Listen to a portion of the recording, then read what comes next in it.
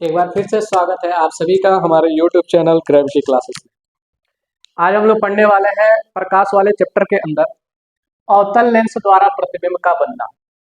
पिछले लेक्चर के अंदर हम लोग ने देखा था कि उत्तल लेंस द्वारा प्रतिबिंब का निर्माण किस तरीके से होता है विभिन्न विभिन्न स्थितियों के केस में, और हमने ये भी देखा था कि उसकी किस तरह की क्या प्रकृति होती है। ठीक है, जब वस्तु अनंत पे रहता है, जब वस्तु को थोड़ा और आगे लाते हैं, जब वस्तु को थोड़ा और आगे निकल के आते हैं। ठीक उसी तरीके से आज हम लोग अवतल लेंस के अंदर मात्र दो केस पढ़ना है, और वो दो केस पढ़ेंगे और जानेंगे किस तरीके से प्रतिबिंब का निर्माण होता है। ठीक है, और इसके अंदर हम ये भी देखेंगे कि उसकी प्रकृति क्या है जो प्रतिबिंब बन के आएगी, और एक एक चीज ठीक से देखने वाले हैं। तो जो सबसे पहले आज का अपना केस होगा, केस नंबर फर्स्ट, वो ये होगा कि जब वस्तु अनंत पर हो। कहाँ पे हो सर? जब वस्तु अनंत पर हो। जब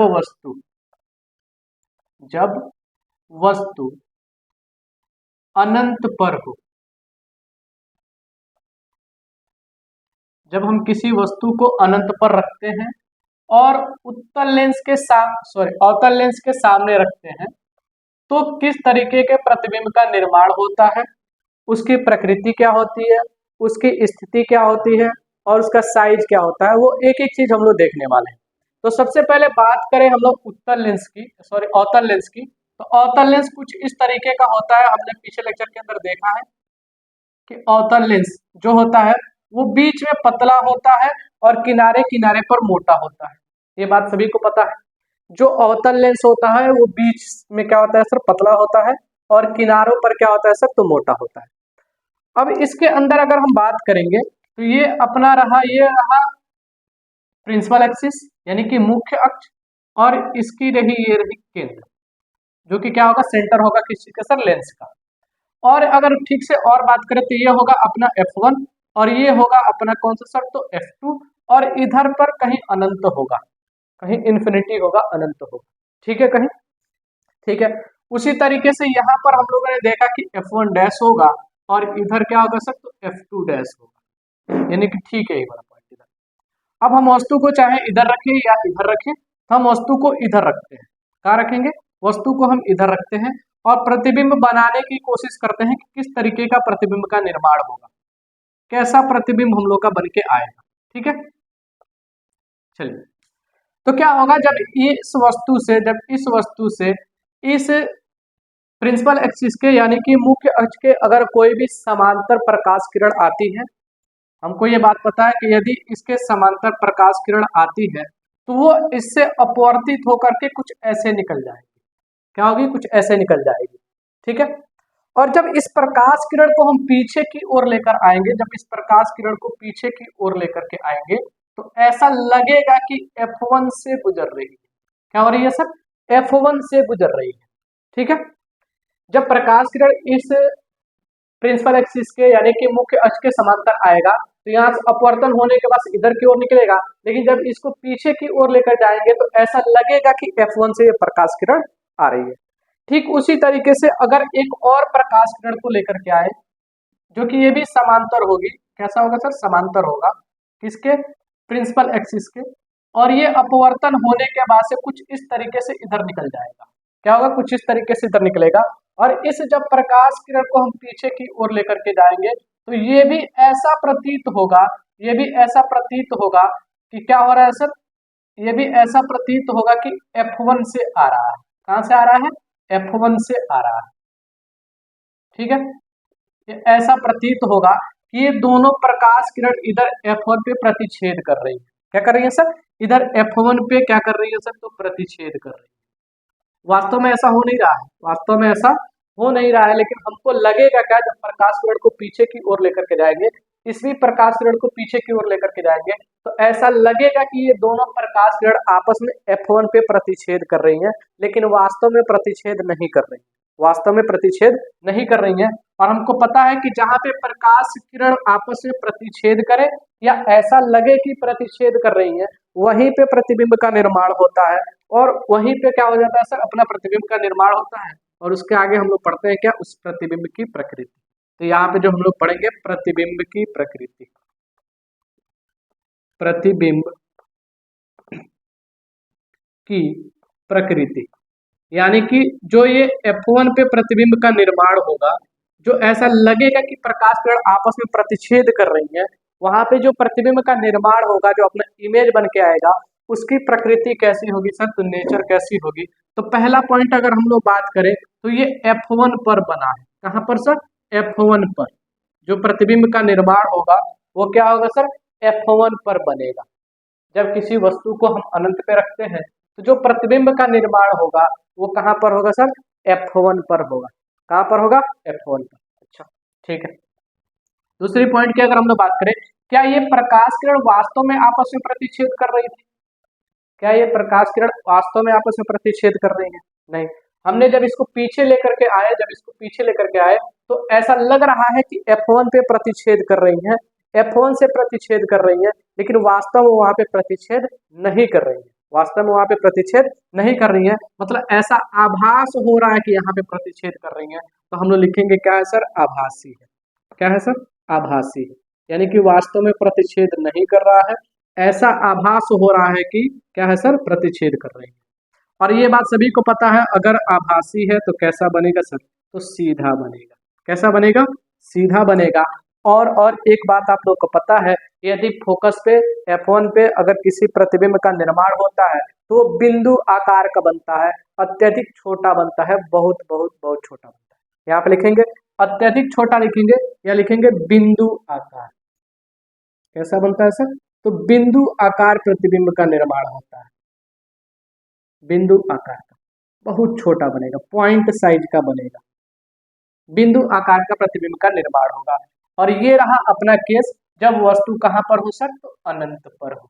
कहां पे सर, अवतल लेंस के सामने।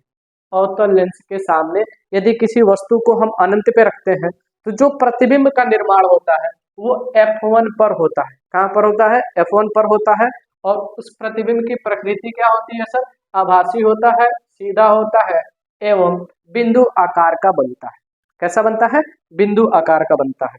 अब इसके आगे चले तो जो अपना नेक्स्ट केस है, नेक्स्ट केस वो ये होगा कि जब वस्तु को थोड़ा और आगे लेकर के आए, यानी कि F2 के परे रखें, या ऐसा भी बोल सकते हैं अनंत और F2 के बीच में हो। कहां पर हो सर, अनंत और F2 के बीच में हो, या इधर कहीं भी आगे लेकर के आएंगे तो ये भी बोल सकते हैं कि इसके केंद्र से अनंत के बीच में, यानी कि अनंत तथा O के बीच में कहीं पर भी रखेंगे।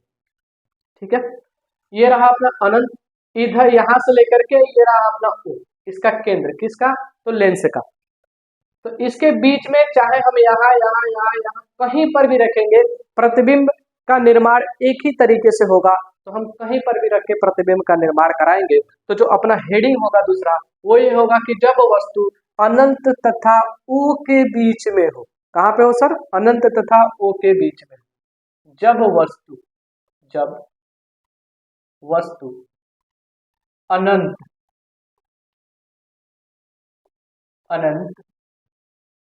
तथा O के बीच हो, O के बीच हो।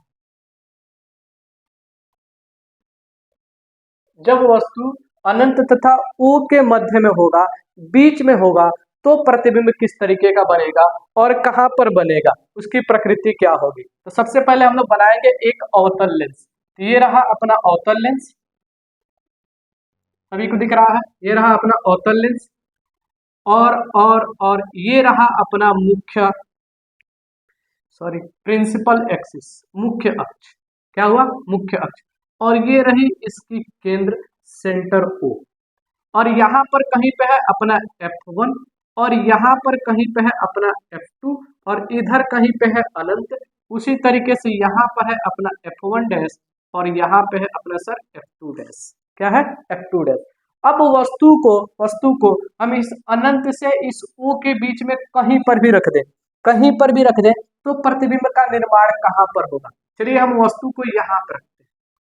ठीक है, अगर वस्तु को हम यहाँ पे रखते हैं तो प्रतिबिंब का निर्माण कहां पर होगा और कैसा होगा। एक बात पता है कि यदि इसके मुख्य अक्ष के समांतर आएगा तो ये इधर से अपवर्तन होकर के यहां से निकल जाएगा, और जब इसको पीछे की ओर लेकर के आएंगे तो ऐसा लगेगा कि इस F1 से जा रहा है। कहां से जा रहा है, F1 से जा रहा है। ये बात सभी को पता है। यदि यदि इसके समांतर आएगा कोई भी प्रकाश किरण, अपवर्तन होकर के ऐसे निकलेगा, लेकिन जब उसको पीछे की ओर लेकर के आएंगे तो ऐसा प्रतीत होगा कि F1 से आ रहा है। कहां से आ रहा है? F1 से आ रहा है। और रही बात जो दूसरी प्रकाश किरण की, उसको हम क्या करते हैं? O से गुजार देते हैं। कहां से सर? O से, ऐसे O से। तो ये O से आएगा तो इसी पे सीधा निकल जाएगा और यहाँ पे इमेज का फॉर्मेशन होगा, जो प्रतिबिंब का निर्माण होगा यहाँ पर होगा, यानी कि ये बनेगा अपना A डैश और ये बनेगा सर कैसा? B dash. क्या बनेगा सर? A डैश और क्या बन जाएगा सर? B डैश का निर्माण होगा। ठीक है। अच्छा, अब इसकी प्रकृति की अगर हम लोग बात करें, इस प्रतिबिंब की प्रकृति की बात करें, क्या ये बातें क्लियर आप लोगों को? ये आया ऐसे निकल गया और जो F यहाँ से जो प्रकाश किरण आ रहा था O से, वो इसी पे आया और इसी पे वापस सीधा निकल गया। और यहाँ पे अगर इसकी प्रकृति की बात करें, प्रतिबिंब की प्रकृति, प्रतिबिंब की प्रकृति, तो यहाँ पे इमेज का जो नेचर होगा, जो प्रतिबिंब बन के आएगा, उसका नेचर क्या होगा, उसका प्रकृति क्या होगा। तो पहला पॉइंट अगर हम लोग बात करें, तो ये जो प्रतिबिंब का निर्माण हुआ है वो O तथा F1 के बीच हुआ है। ठीक से देखा जाए तो ये रहा अपना प्रतिबिंब, ये रहा अपना प्रतिबिंब, और ये प्रतिबिंब जो बना है वो F1 तथा इस O के बीच में बना है। तो लिखेंगे F1 तथा O के बीच जो प्रतिबिंब हमारा बनेगा वो कहां पे बनेगा सर? F1 तथा O के बीच बनेगा, F1 तथा O के बीच में बनेगा। और दूसरी पॉइंट अगर इसकी हम लोग बात करें, तो दूसरा पॉइंट ये बात कर सकते हैं हम लोग कि ये प्रकाश किरण वास्तव में प्रतिच्छेद नहीं कर रही है, प्रकाश किरण वास्तव में प्रतिच्छेद नहीं कर रही है। हमने इस प्रकाश किरण को पीछे की ओर लेकर के आया तो यहाँ पे प्रतिच्छेद करती हुई प्रतीत हो रही है, प्रतिच्छेद करती हुई प्रतीत हो रही है, यानी कि आभासी है, ऐसा आभास हो रहा है, आभासी है। कैसा है सर? आभासी है। और एक बात पता है, अगर आभासी है तो कैसा बनेगा सर? तो सीधा बनेगा। कैसा बनेगा? सीधा बनेगा। और इसकी साइज की अगर हम लोग बात करें तो ये रहा अपना वस्तु का साइज और ये रहा अपना प्रतिबिंब का साइज, यानी कि वस्तु से छोटा बनेगा। कैसा बनेगा? वस्तु से छोटा बनेगा। तो सीधा यहाँ पे लिख सकते हैं कि छोटा बनेगा। कैसा बनेगा सर? छोटा बनेगा। क्या ये दोनों केस आप लोगों को क्लियर है? एक केस था जब वस्तु अनंत पर हो, और एक केस था अगर हम वस्तु को कहीं पर भी इधर लेकर के आए तो क्या होगा सर? अनंत तथा O के बीच में रखेंगे तो प्रतिबिंब का निर्माण कहां पर होगा और किस तरीके का प्रतिबिंब का निर्माण होगा। तो हमने देखा कि कैसा बनेगा सर? आभासी बनेगा, सीधा बनेगा और कैसा बनेगा सर? छोटा बनेगा। और यहाँ पे कहां पर बनेगा? F1 तथा O के बीच बनेगा, F1 तथा O के बीच बनेगा। ये था अपना अवतल लेंस वाला केस, यानी कि अवतल लेंस के सामने अगर किसी वस्तु को रखते हैं तो किस तरीके का प्रतिबिंब का निर्माण होता है, किस तरीके का प्रतिबिंब का निर्माण होता है। अब आगे अगर बात करें यहाँ पे तो थोड़ा सा हम लोग बात और करेंगे, और वो ये होगा लेंस सूत्र के बारे में। किसके बारे में? लेंस सूत्र के बारे में। तो अपना जो नया टॉपिक है वो है अपना लेंस का सूत्र, यानी कि लेंस सूत्र। क्या होता है लेंस सूत्र? ठीक है, लेंस फार्मूला क्या होता है? तो लेंस सूत्र होता है 1/f is equals to 1/v minus 1/u। क्या होता है?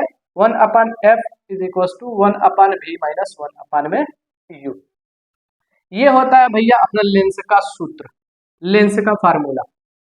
ठीक है, और यहाँ पे f की अगर हम लोग बात करें तो ये होगी सर फोकस दूरी। क्या होगा सर? फोकस दूरी, यानी कि फोकस डिस्टेंस होगा, फोकस दूरी। और ये क्या होगी सर?